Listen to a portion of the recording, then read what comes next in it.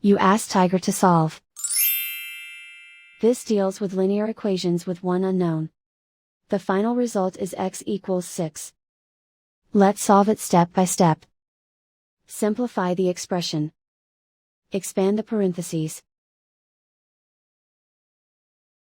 Group the coefficients. Find the lowest common denominator.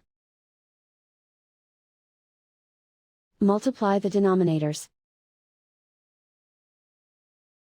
Multiply the numerators. Combine the fractions. Combine the numerators. Group all constants on the right side of the equation. Add 1 to both sides. Simplify the arithmetic.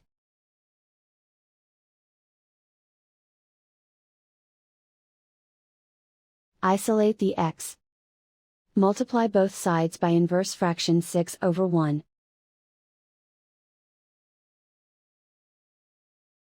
Group like terms. Multiply the coefficients. Simplify the fraction. Simplify the arithmetic.